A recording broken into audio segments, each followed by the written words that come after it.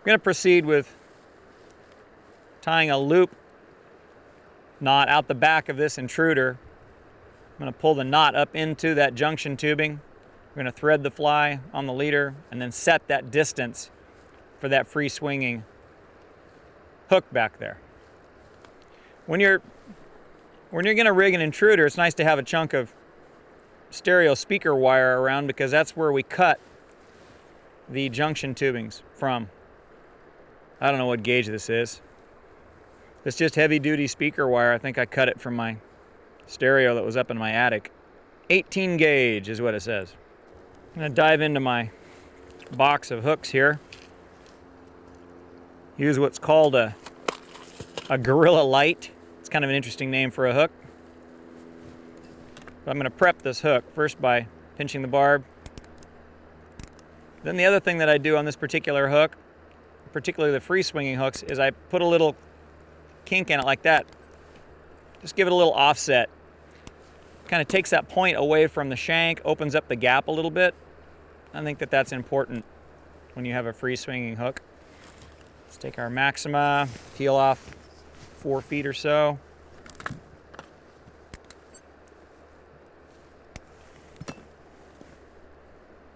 So I'm going to thread the monofilament through this fly and then pass it through the mono loop at the back of the fly. We tie these flies with just a little mono loop back there.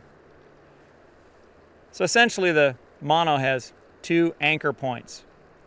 Then pull the materials out. We'll dress that a little bit later.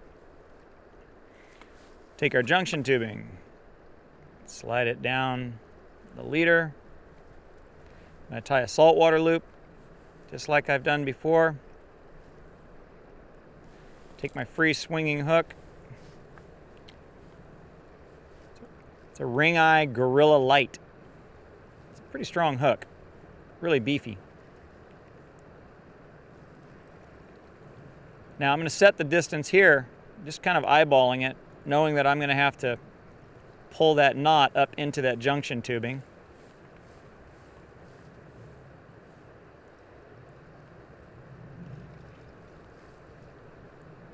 Looks about right.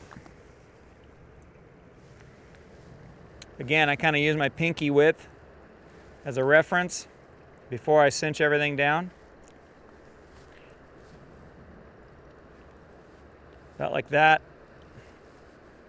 Cinch it down.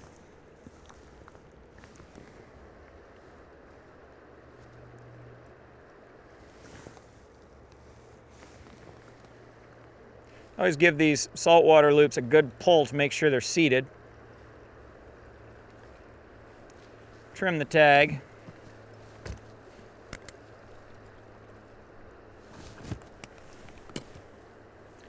Now we're going to pull the whole works together.